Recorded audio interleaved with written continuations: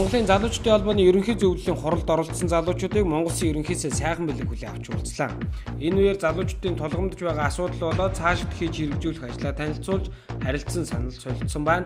Түүнчлэн Монголын залуучдын холбоо ерөнхий зөвлөлийн хуралаараа сайн ажилласан шилдэг салбаруудад тогтолжээ. Улсын хурлын баасан гарагийн ээлжид чуулганы нэгдсэн хуралдаан 14 цаг 50 минутанд гишүүдийн 51.3% эрттэйгээр эхэлсэн. Энэ өдөр хуралдах байсан төсвийн байнгын орооны хуралдаанаар төсвийн тодтгол, төсвийн тогтвортой байдлын тухай хууль нэмэлт өөрчлөлт оруулах тухай хуулийн анхны хэлэлцүүлэг, төсвийн хүрээний мэдээллийг хилцэж санал дүгнэлтэд чуулганы хуралдаанд оруулж хэлэлцүүлэх байсан ч амжаагүй. Ийм дэдгээр асуудлууд эх 7 хоног руу шилжиж мягмар гарагт ээлжид бас чуулганы хуралдаа их орлоо.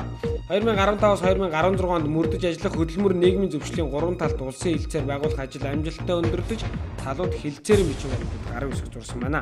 Хөдөлмөрийн сайд чин зориг Монголын үйлдвэрчний хөвлийн холбооны ерөнхийлөгч Амгаланбаатар, Монголын ажил олгогч эзэдийн нэгдсэн холбооны дэд ерөнхийлөгч Ганбаатар, Монголын үндэсний худалдааж үйлдвэрийн танхимын ерөнхийлөгч Лавж унаар хэвлэлийн баг гурал хийж хэлцээр 70 санал ирүүлсэнийг 6 бүлэг 53 асуудал болгон нэг бүрээр нь хилцсэн талаараа мэдгдлээ.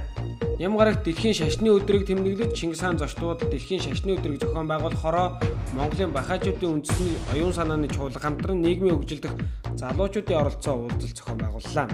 Энэ уулзалтаар шашин шүтлэгийн хоорондын ойлголцол болон эвийг тогтоохын төлөө хүн төрөлхтний сайн сайхны төлөө сэтгэл санаа оюун хүчээр нэгтгэн ажиллах тухай лекц ярилцлагууд болсон байна. Налаахын замд Бямгарагт 10 цагийн орчимд зам тээврийн осол гарч 2 хүн амиа алдан 10 гаруй хүн гэртлээ. Микроавтобус болон ачааны зээл 130 машинууд хурд хэдрүүлэн давхиж гүйцэж төрүүлэх үйлдэл хийх явцад энэхүү осол гарчээ.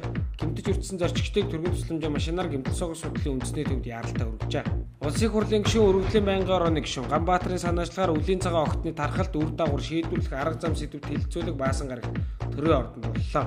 Энэхүү хэлэлцүүлгийг Улсын хурлын өргөдлийн байнгын ороо Ногоалт төсөл хамтран зохион байгуулжээ. Нийслэлийн иргэдийн төлөөлөгчдийн хурлын тэргүүлэгчдийн ээлжид хуралдаан болж хөрөнгө бүртгэн авах тухай барилга байгуулалт балансаж шилжүүлэх тухай, нийслэлийн өмчийн бүртгэлээс хасч төрийн өмчөд шилжүүлэх тухай асуудлуудыг хэлэлцэн батллаа. Энэ үеэр нийслэлийн онцгой байдлын газрын харьяа дүүргүүд дэх онцгой байдлын хэлэлцэн балансд бүртгэлтэй нийт 205 сая 311 мянган төгрөгийн бүртгэлийн үн бүхий аврах гал удраах тусгай зориултын 10 тээврийн хэрэгслийн нийслэлийн өмчийн бүртгэлээс хасч төрийн өмчөд шилжүүлсэн байна.